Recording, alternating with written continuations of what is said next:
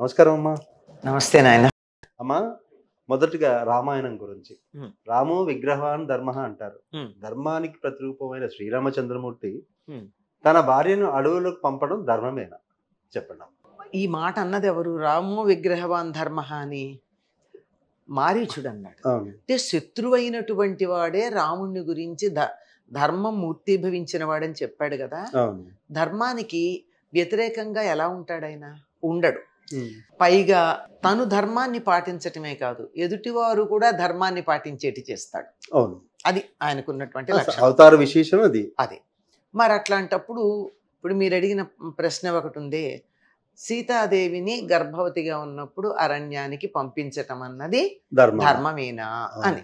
ఒక వ్యక్తికి అనేక ధర్మాలు ఉంటాయి. అనేక ధర్మాలు అంటే ఏమిటి అంటే, తన వ్యక్తిగతమైనటువంటి ధర్మం, ఉమ్. తన ఉద్యోగం. ఈ రోజుల్లో అయితే మనం ఉద్యోగం అని చెప్పాలి, కర్తవ్యం, ఉద్యోగ ధర్మం రెండు ఉంటాయి. ఈ రెండు ఉన్నప్పుడు దేన్ని పాటించాలి? రెండు ధర్మాలు పాటించుకుంటూ వెళ్ళాల్సి వస్తుంది. ముఖ్యంగా అయితే తన ధర్మాన్ని పాటించాలి, ఉద్యోగ ధర్మాన్ని పాటించాలి కదా. తప్పకుండా. రాజారాముడు సీతాదేవిని పరిత్యాగం చేశాడు. సీతారాముడు కుళ్ళి కుళ్ళి ఏడిచాడు. ఓహో, బాగుంది. అర్థమైందా? అర్థమైందమ్మా. ఇప్పుడు ఎప్పుడైనా సరే ఒక పదవిలో ఉన్నటువంటి వ్యక్తి, బాధ్యతాయుతమైనటువంటి పదవిలో ఉన్నటువంటి వ్యక్తి, తనని చూసి అనేక మంది అనుసరిస్తున్నారు అని అనుకునేటటువంటి అనే స్థానంలో ఉన్నటువంటి వ్యక్తి, తనని చూసి తనని అనుసరించేవారు పాడైపోకుండా ఉండాలంటే ఆదర్శప్రాయంగా ఉండాలి, అక్కర్లేదా? తప్పకుండా ఉండాలి. ఉండాలి కదా. మాటలు చెప్పడం కాదు కదా, ఆచరణ కావాలి. ఇది ముందరే దృష్టిలో పెట్టుకుని రావణ సంహారం అయిపోయిన తర్వాత సీతాదేవిని తీసుకొచ్చారు. సీతంది నేను ఎట్లా ఉంటే అట్లాగే వస్తానంతే, ఈ ఏడాది ఎట్లా ఉన్నానో రాముడు చూడాలి నన్ను అని. అంటే అక్కడ ఉన్నటువంటి పరిచారకులు, దూతలు ఏం చెప్పారంటే, ఇది లంకారాజ్యం, ప్రస్తుతం దీనికి రాజు విభీషణుడు. విభీషణుడు చెప్పిన మాట పాటించాలమ్మా, రాజధర్మం. కనుక రాజుగారు ఏం చెప్పారంటే, మిమ్మల్ని చక్కగా అభ్యంగన స్నానం చేయించి అలంకారం చేసి తీసుకురమ్మన్నారు. చేయగలిగింది ఏం లేదు, ధర్మం చూసారా అలా పాటించింది. వెళ్ళంగానే రాముడు, నువ్వు ఇప్పుడు స్వేచ్ఛాజీవివి, నీకు ఇష్టం వచ్చినటువంటి వాళ్ళ దగ్గర ఉండొచ్చు అన్నాడు. కూడా చెప్పాడు, ఆప్షన్స్ చెప్పాడు. ఈ లంకలో విభీషణుడు ఉన్నాడు, వానర రాజ్యానికి రాజు సుగ్రీవుడు ఉన్నాడు, లక్ష్మణుడు ఉన్నాడు, ఎక్కడైనా ఉండొచ్చు అన్నాడు. దీనికి మన వాళ్ళు చాలా పెడర్థాలు మామూలు కాదండి, మన వాళ్ళతో పాటు బయట వాళ్ళు. అంటే ఎలాగా మన వాళ్ళే తీశారు, బయట వాళ్ళకి అసలు అంత పెడర్థాలు తీసేంత తెలివితేటలు ఎక్కడ ఉన్నాయి? పుస్తకాలు చదివి మనమే చేసాం, మన తెలివితేటలతోనే. ఇప్పుడు ఉదాహరణకి భర్త పొరుగురు వెళ్ళాడండి, లేదా చనిపోయాడండి, పెద్దావిడైనటువంటి స్త్రీ ఏం చేస్తే ఎక్కడో అక్కడ ఒకళ్ళ అండలో ఉంటుందా? తప్పకుండా అలా అట్లా ఉండాలి. నువ్వు ఇష్టపడి నువ్వు నీ ఆశ్రయంగా విభీషణుడి దగ్గర ఉంటావా, సుగ్రీవుడి దగ్గర ఉంటావా, లక్ష్మణుడి దగ్గర ఉంటావా, అంతేగాని వాళ్ళని పెళ్లి చేసుకోమని అర్థం చెప్తారు వీళ్ళు. అంటే ఒక పురుషుడి అండలో ఒక స్త్రీ ఉందంటే ఆ రకమైన సంబంధం తప్ప మరొకటి ఆలోచించలేనటువంటి దౌర్భాగ్య పరిస్థితి. ఎగ్జాక్ట్లీ. అక్కడ ఉన్న వాళ్ళు ఎవరు? కోతులు, తర్వాత రాక్షసులు, కొద్దిమంది రాక్షసులు. వాళ్ళ న్యాయం ఎట్లా ఉంటుంది? కోతులకేమో అన్నగారు చచ్చిపోతే తమ్ముడిని పెళ్లి చేసుకునే పద్ధతి, తమ్ముడు పెళ్లి చేసుకుంటాడు, లేదా తమ్ముడు చచ్చిపోతే అన్నగారి ఆదరణలో ఉంటుంది, అది వాళ్ళ వానర నీతి. రాక్షసుల్లో అంతకన్నా భిన్నమైనటువంటి నీతి. మరి వీళ్ళకు కూడా ఒక ఆదర్శం చూపించాలిగా రాముడు. అందుకని ఇలాంటి ప్రశ్న వేశాడు. వేయగానే ఏమైంది, తమ్ముడు అన్నగారు వదిలేసిన భార్యని తమ్ముడు చేసుకోవచ్చు అనేటటువంటి ఐడియా వాలి సుగ్రీవుడు. మరి కోతులకి ఒక పిక్చర్ కనపడిందా? అక్కడ సొల్యూషన్ ఎట్లా ఉండాలి అది వాళ్ళకి నేర్పించటం, అది ఒక రకం. రెండోది, ఈ తరువాత కాలంలో ఎప్పటికైనా ఎవరైనా సీతాదేవిని తప్పు పట్టే అవకాశం ఉంది. ఎందుకంటే దుర్మార్గుడు కదా రావణుడు. రావణుడి దగ్గర ఉన్నది అంటే పవిత్రంగా తిరిగి వచ్చిందని నమ్మడం చాలా కష్టం. అందుకని ఆవిడ పవిత్రత నిరూపించుకోవాల్సిన అవసరం ఉంది. అక్కడ కూడా ఎంత స్పష్టంగా చెప్తాడంటే, నేత్రరోగికి దీపంలాగా నాకు కష్టం కలిగిస్తున్నావు అన్నాడు. సీతాదేవిని దీపంతోనూ కంటి వ్యాధి ఉన్నటువంటి వాడితోనూ పోల్చాడు. అంటే తప్పెవరిది? రోగిది కానీ దీపాంది కాదు కదా. అస్సలు కాదు. ఆయనకి ఒక రోగం ఉంది, కంటి రోగం. ఏం రోగం అది? ప్రజాభిప్రాయం అనే రోగం. ఓకే. దాన్ని పోగొట్టాలి. అర్థమైపోయింది సీతకి. మామూలు మాటలు మాట్లాడిందా సీతమ్మ? మామూలుది కాదండి. అవును. ఏమంది? ఒక పామర స్త్రీతో ఒక నీచుడు మాట్లాడినట్టు మాట్లాడామంది. తప్పులేదు అంటే అంత అంది, తప్పేం లేదు. అసలు. ఇది ఎందుకు చెప్తున్నానంటే ఆడవాళ్ళు నోరు మూసుకు కూర్చున్నారనే దురభిప్రాయంలో మనం ఉండకూడదని చెప్తున్నాను అంతే. Fine. నిజం. అవసరమైతే ఉన్నమాట ఉన్నట్టు మాట్లాడగలగాలి. ఇప్పుడు కావాల్సింది కూడా అదే కదా. తప్పు ధర్మం దగ్గరికి వచ్చేప్పటికి ఊరికే కాదు, మంచివాడిని పట్టుకుని తిట్టమని చెప్పట్లా, ధర్మం తప్పుతున్నాడేమో అని అనుమానం వచ్చినప్పుడే అనాలి. సరే, అంటే అర్థమైపోయింది సీతాదేవికి. నేత్రరోగి దీపం అన్నాడంటే అతడికి నా మీద దురభిప్రాయం లేదు, ప్రజాభిప్రాయం అనే కంటి రోగం ఉంది అని చెప్పి వెంటనే లక్ష్మణ చితిపేర్చు అంతే. అగ్ని పరీక్ష. ఎందుకంటే అక్కడ ఉన్నటువంటి వాళ్ళు ఎవ్వరూ కూడా సీతాదేవి యొక్క ఆ సౌశీల్యాన్ని అనుమానించే అవకాశం లేదు. అయిపోయింది కదా. ఇంకెవ్వరు కూడా సీత గురించి అనడానికి వీల్లేదు. మరి రాముడు ఎందుకు ఊరుకున్నాడండి? ఎలాగో పడిపోతుందిలే, అగ్నిలో పడిపోతుంది, తప్పు నాది లేదు, ఆవిడదే తప్పని వదిలేశాడా? ఇంకోటి కూడా అంటారు, అగ్నిలో తోశాడు సీతను అంటాడు. అగ్నిలోకి ఆయన తోయేలా, ఈవిడే తనకు తాను ప్రూవ్ చేసుకో. హనుమంతుడి తోకకున్న నిప్పుని చల్లార్చమంటే అగ్నిదేవుడు చల్లార్చాడు కదా. సీతమ్మ పని మీద వచ్చిన హనుమంతుడికే చల్లబడ్డవాడు సీతమ్మ దగ్గర వేడిగా ఉంటాడా? ఈ సంగతి హనుమంతుడికి తెలుసు, సుగ్రీవుడికి తెలుసు, రాముడికి తెలుసు, లక్ష్మణుడికి తెలుసు. అంచేత ఊరుకున్నారు. సరే, తీసుకెళ్ళాడు. అయిపోయింది. చాలా కాలం బాగానే ఉన్నారు. ప్రజాభిప్రాయం అనేటటువంటి దాన్ని గౌరవించటం రాజు యొక్క లక్షణం, ప్రధానమైనటువంటి అంశం. దశరథుడు రాముణ్ణి పట్టాభిషిక్తుణ్ణి చెయ్యాలనుకున్నప్పుడు కూడా ప్రజాభిప్రాయం అడిగాడు. ప్రజలు ఇష్టపడితేనే, వంశపరంపరగా వచ్చే రాజు కూడా ప్రజలు ఇష్టపడితేనే రావాలి తప్ప ప్రజలకి ఇష్టం లేకపోతే రాజుగారి కొడుకు గనక రాజు అవుతాడన్నది ఏమీ లేదు మన దేశంలో. వాళ్ళందరూ ఇష్టపడ్డారు, వచ్చాడు. మరి అటువంటి ప్రజలని చక్కగా చూడాల్సిన బాధ్యత ఉంది కదా. తప్పకుండా.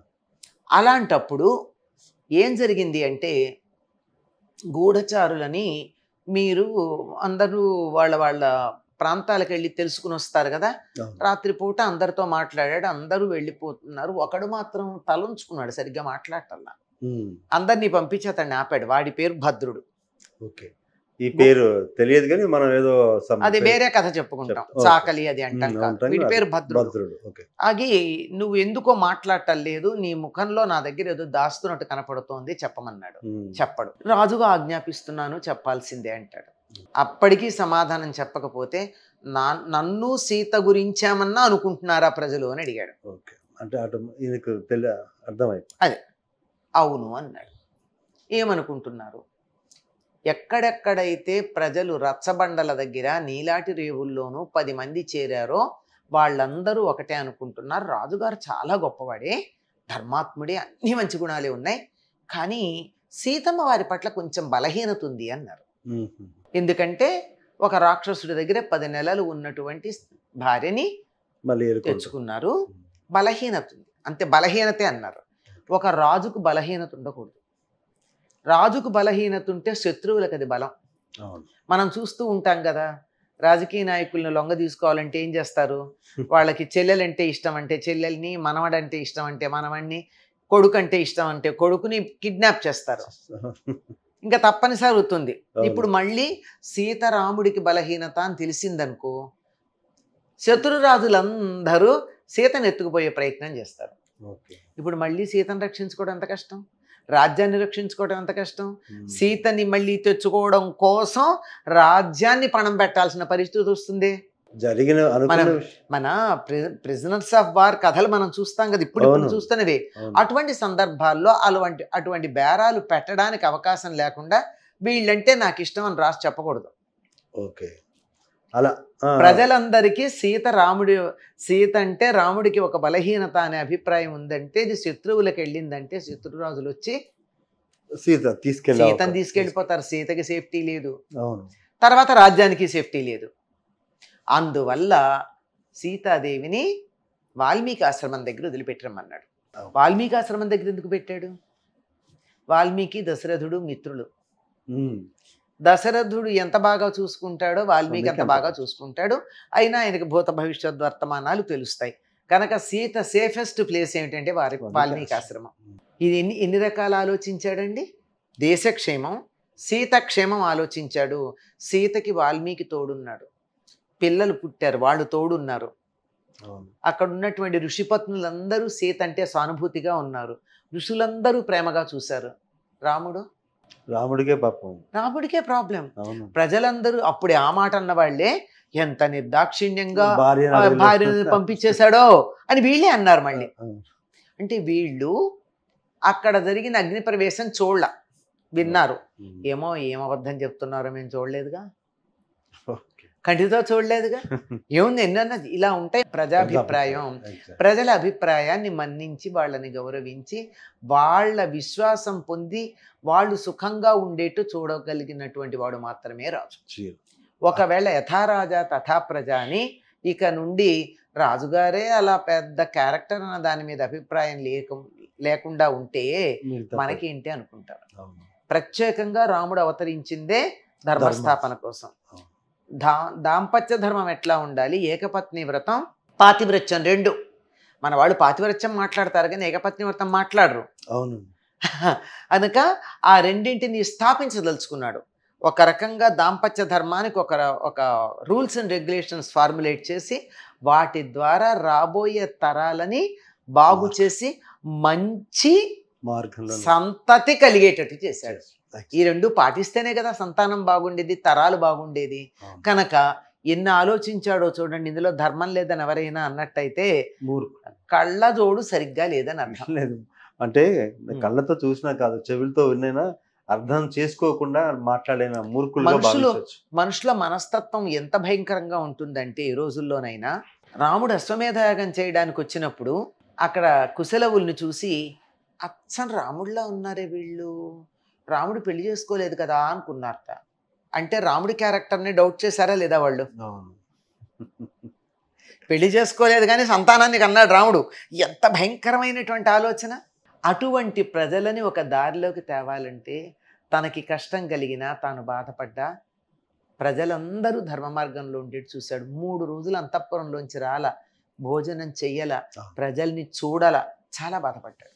ఏది చేసినా ప్రజల కోసం, ప్రజలకు ధర్మ విలువ తెలియడం కోసం, ధర్మాన్ని తాను ఆచరించి వాళ్ళందరూ ధర్మ మార్గంలో ఉండేట్టుగా చూడడం కోసం రాముడు చేసినటువంటి పని. సీత కూడా ఏమి తనకి చెప్పకుండా పంపించాడని బాధపడింది తప్ప రాముడిని శంకించలేదు. అంటే అశ్వమేధ యాగంలో బంగారు సీతను పక్కన పెట్టుకుని, అంటే మామూలుగా యాగం చేసేటప్పుడు భార్య ఉండాలి అని అప్పుడు శంకించింది అని మన కథలు అలా ఏం లేదు. సీతాదేవికి అలాంటి శంక లేనే లేదు. ఇంకో మాట, సీతాదేవికి శంక లేదనడానికి ఒక ఉదాహరణ చెప్తా. అక్కడ లక్ష్మణుడు వదిలి వెళ్ళిపోయిన తర్వాత ముందర బాధపడుతుంది. తర్వాత రాముడు నిర్దయుడు అంటుంది, లేదు నాదే పూర్వజన్మలో నేనేదో ఎవరోనో విడదీశాను అనుకుంటుంది. సరే వెడుతూ చివరికి అందరికీ నమస్కారాలు చెప్పమంది. రాముడికి ఓ మాట చెప్తుంది, ఏ ప్రజల కోసం నన్ను అడవికి పంపించాడో ఆ ప్రజల పరిపాలనని నిర్లక్ష్యం చెయ్యొద్దు అని చెప్తుంది. చెప్పాక అక్కడ గంగ ఉంది, ఇక్కడ నేనున్నా, ఎప్పుడేమవుతుందో అని ఏమనుకోవద్దు. ఎందుకో తెలుసా, నేను ఇప్పుడు ఏదన్నా అఘాయిత్యం చేస్తే రాముడికి వారసులు ఉండరు అంది. ఎంత రాముడి పట్ల సీతాదేవికి నమ్మకం అండి. అది దాంపత్యం అంటే. అంటే ఇప్పుడు సీతాదేవి గర్భవతి అంటే రాముడు మళ్ళీ పెళ్లి చేసుకుని పిల్లల్ని కనొచ్చు కదా, అదే కదా వయస్సు. కనలేడు కదా, అంటే సీతాదేవికి ఎంత నమ్మకం అంటే రాముడి మీద వివాహం చేసుకోవడం అని. అంటే రాముడికి వారసులు ఉండరు అని ఒక మాట ఉంటుంది. అది వాళ్ళ మధ్య ఉన్నటువంటి ప్రేమాభిమానాలు. నిజంగా ఈ విషయాలు చాలా తక్కువ మందికి తెలుసు. చక్కటి వివరణ చూసిన వాళ్ళందరికీ రామో విగ్రహవాన్ ధర్మ అన్నని ఎందుకు అన్నారో కూడా చక్కగా తెలియజేశారమ్మా. ధన్యవాదాలు. నమస్తే.